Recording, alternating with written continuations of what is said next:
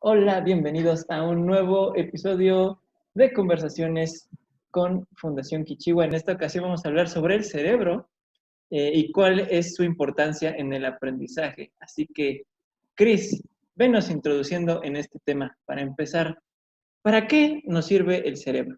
Bien, bueno, algo que hay que entender es que todos los seres humanos tenemos esa capacidad de aprendizaje.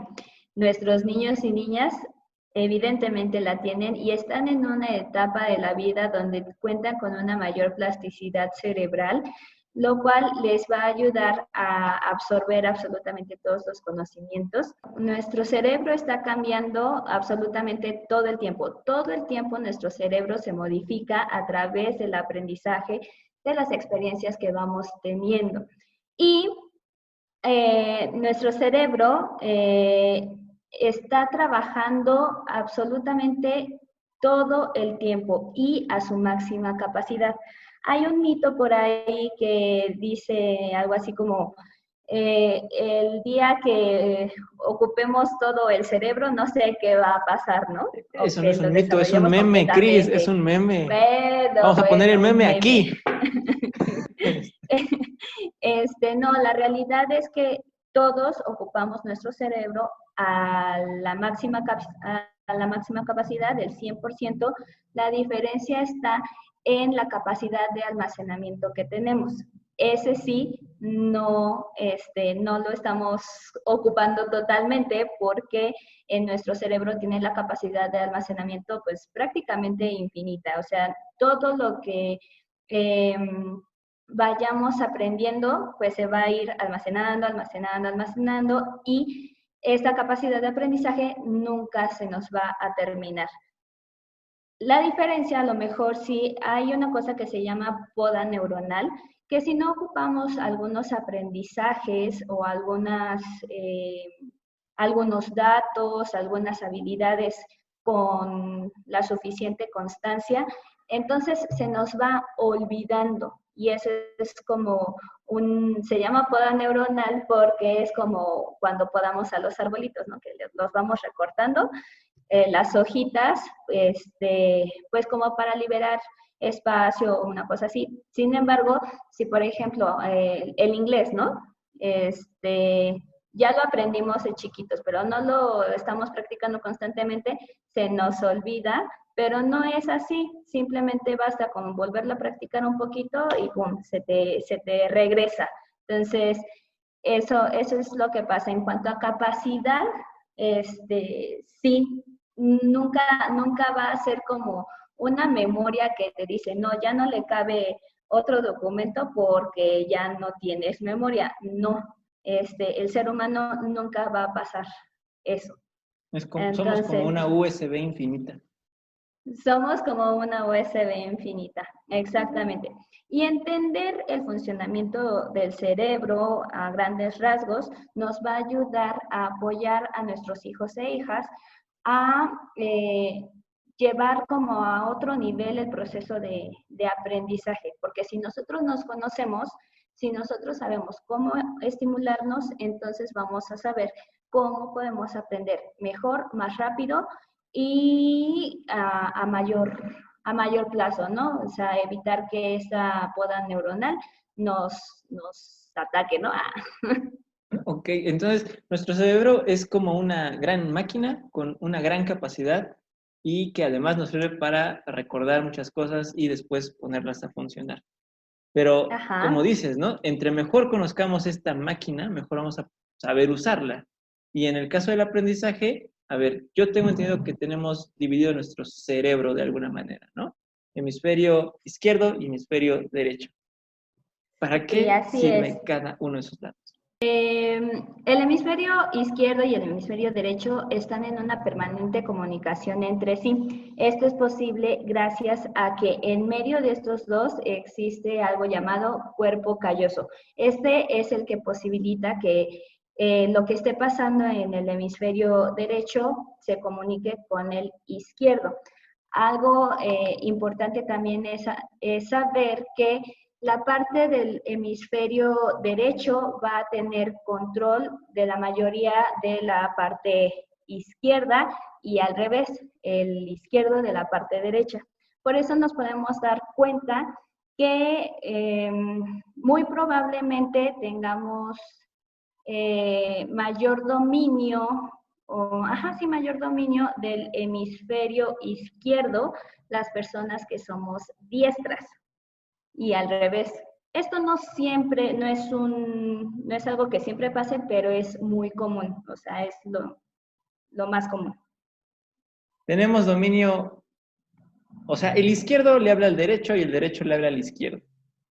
Exactamente. Andamos cruzados, como quien dice. A excepción de la parte de los oídos, del sentido del oído, ese sí lo domina el hemisferio derecho, la parte del oído derecho, y el hemisferio izquierdo del oído izquierdo, pero todo lo demás sí está dominado así cruzado. ¿Y eso en el aprendizaje cómo influye, Cris? ¿Qué influye que tengamos el hemisferio izquierdo y el derecho? Una parte hace una cosa y la otra hace otra, y si es así, ¿cómo los conectamos? Bueno, es que cada uno de los hemisferios tiene como mayor habilidad para ciertas cosas. Por ejemplo, el hemisferio derecho maneja la información de una forma global. Tiene una percepción no solo de partes específicas del todo, sino una combinación de todas las partes. Entiende todo el proceso como tal y procesa la información a través de imágenes, a través de sentimientos. Por eso es que de este lado del hemisferio derecho, el sentido artístico, el sentido de la imaginación, pues es el que va a predominar. También parte de la función del hemisferio derecho es esta percepción del espacio, de la orientación espacial y de la comunicación en la forma no verbal. Entonces, si nosotros estamos observando cómo se mueven las personas, que sus gestos, lo que trata de expresar. Una cosa es lo que trata de expresar de forma verbal y otra cosa es lo que está haciendo corporalmente. Bueno, pues el hemisferio derecho se encarga de procesar esa información de que no es verbal, lo que se está observando. Entonces también se empieza a activar una parte de la intuición, la fantasía, la imaginación, dado que percibe todo a través de imágenes. Y entonces si nosotros aprendemos a que el hemisferio derecho trabaja así, entonces nosotros podemos observar a nuestros hijos e hijas si tienen más desarrollado este hemisferio cerebral, a lo mejor son tienden mucho a la imaginación, les gusta que les cuentes historias, utilizan metáforas, te cuentan sus sueños tal y como son, están muy interesados y se les facilita el arte, los colores, la parte del modelaje y todo eso. Si nosotros sabemos que les gusta y son buenos para eso, entonces podemos facilitarles que en lugar de, por ejemplo, darles un resumen a leer, a lo mejor les podamos generar una estrategia de un mapa mental. Un mapa mental que tiene un montón de dibujos, representan ideas, entonces su cerebro lo va a captar de una manera más fácil a que si lo hacemos diferente. Entonces, ya nos explicaste qué pasa con esto del hemisferio derecho. Ahora, un ejemplo para el izquierdo, Cris. Bien. Por otra parte, el hemisferio izquierdo se relaciona con la capacidad de lenguaje, el habla en su forma verbal. Cómo se hace el habla y la comprensión del lenguaje, la adquisición del significado. Es decir, la mesa, entendemos que el significado de esa palabra. Entonces, en la parte izquierda está todo ese procesamiento del lenguaje, tanto oral, idioma como tal, pero también las matemáticas. Las matemáticas finalmente son un tipo de lenguaje.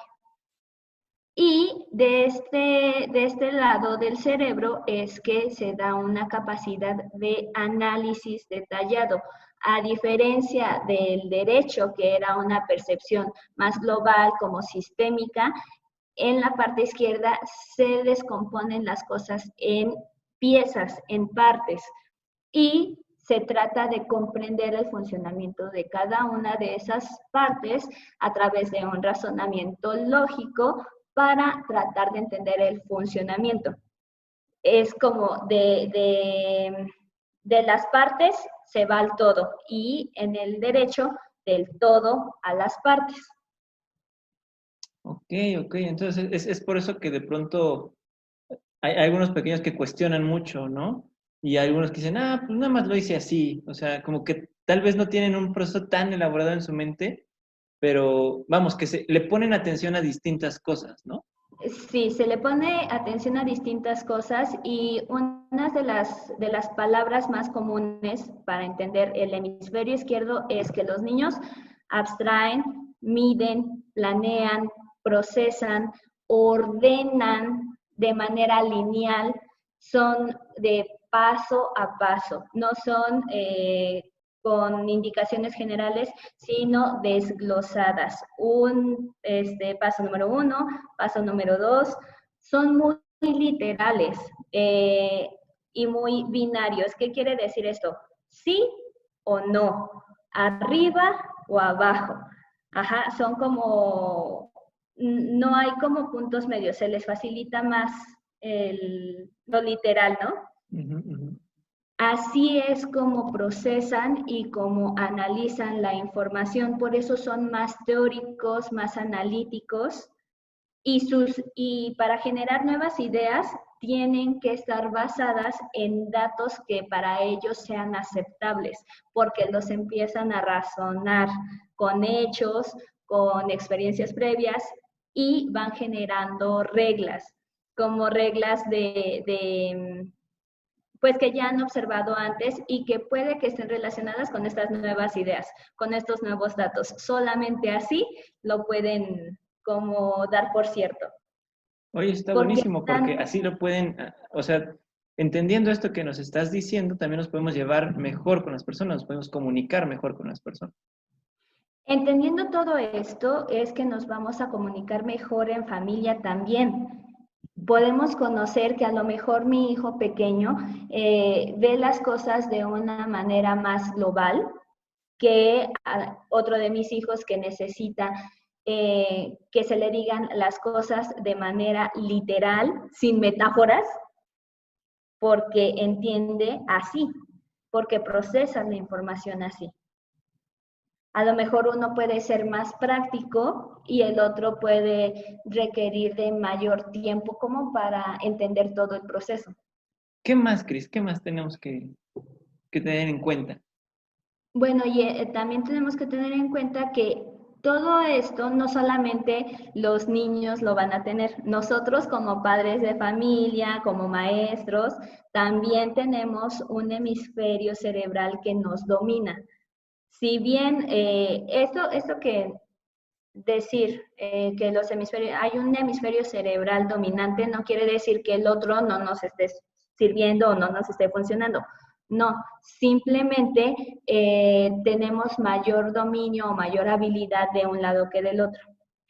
Esto puede ayudarnos para crear actividades o crear experiencias que involucren ambas partes del cerebro para estimularlas las dos constantemente y poder tener pues mayor capacidad. ¿Cómo sería una de esas actividades combinando las funciones de ambos hemisferios? Por ejemplo, a través del juego, aprender matemáticas.